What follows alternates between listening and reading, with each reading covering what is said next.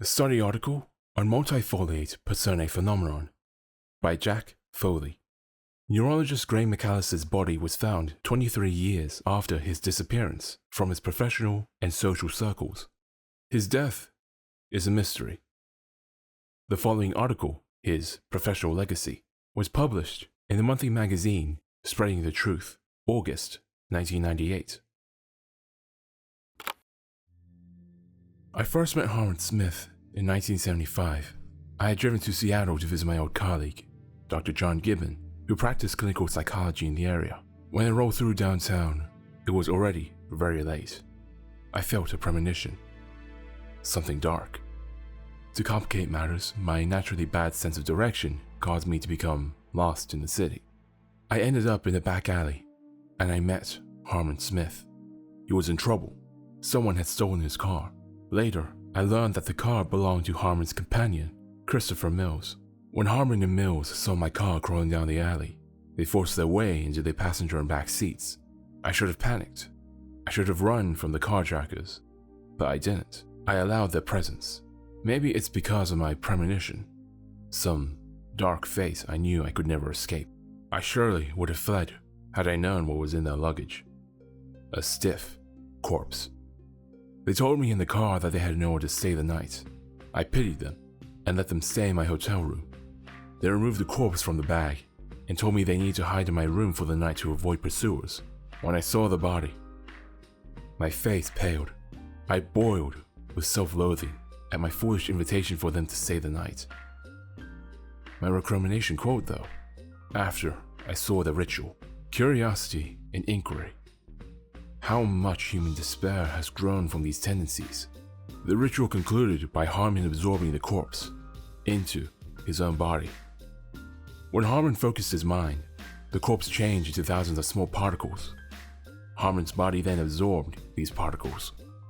Harmon's middle-aged body then transformed, and he took on all of the physical features of the absent corpse. Harmon more than resembled the man. He became the man.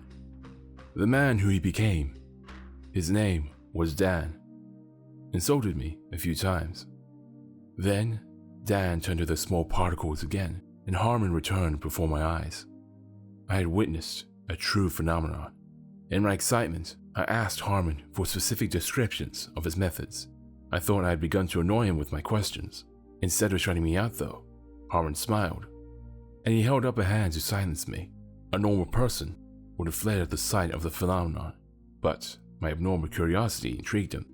The notes he allowed me to take read as follows. 1. He can only absorb corpses that meet unknown requirements for compatibility. 2. When Harmon's consciousness recognizes that a corpse is compatible with Harmon, the corpse transforms into thousands of small particles, which Harmon's body absorbs. 3. Incredibly, the absorbed body exists within Harmon, with its own personality completely intact. 4. When a persona becomes manifested, Harmon's physical form changes completely, as it did when he transformed into the late Dan. Additionally, Harmon's mental qualities change too, adopting the total personality associated with the body. 5. In addition to Dan, the persona whose corpse had been absorbed in my presence, another persona exists inside Harmon. That persona is named Garcian. The situation bears similarities to dissociative identity disorder, in which the patient completely changes his personality.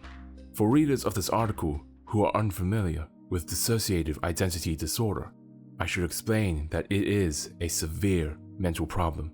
In it, the patient creates a new identity for himself. The new identity is severed consciously from the patient's original identity.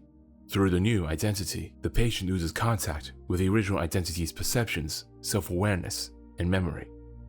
The similarities do not mean that Harmon's condition is identical to dissociative identity disorder though. A patient with multiple personalities only manifests the new identities. Harmon actually morphs into the other identity's body. Needless to say, the creation of a physically new person in time and space is rare in any field of medicine. Further, in most cases of dissociative identity disorder, the multiple personalities are created when the patient believes them to exist outside of himself. A patient may have a personality named John and another named Eric. John and Eric believe that each exists in another body apart from each other. This is not so with Harmon. In his case, or rather, in their case, the separation of the spirit creates a new body. In most dissociative identity disorder patients, the different identities, or personae, pile up inside the patients. They stack one atop of the one before, burying the original identity or persona at the bottom. In Harmon Smith, the personae all exist parallel to each other. Their identities and their bodies keep their individuality, yet they are bound to each other. I call this the Multifoliate Personae Phenomenon. The next day, I begged Harmon to hire me as his private physician, even though I knew that he was a professional assassin working with the criminal underworld. Harmon Smith granted my wish. I never met with Dr. Gibbon. As a scholar, it has been my duty to document and understand the Multifoliate Personae Phenomenon. During my study of Harmon Smith, I learned that he can absorb adult men and also women and children. If Harmon tries to absorb a body, and if his consciousness rejects it as incompatible, the personality becomes a phantom.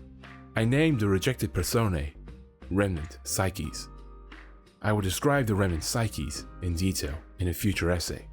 Writing all of this down is like drafting my own will. It is suicidal to betray Harmon's trust.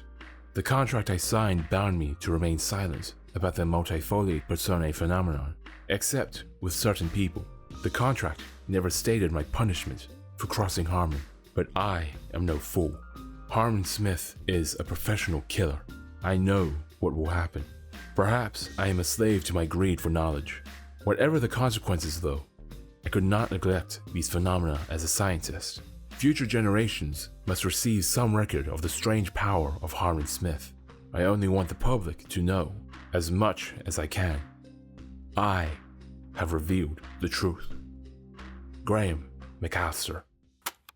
The document printed above was found on Dr. McAllister's body, which was found hanging from a noose.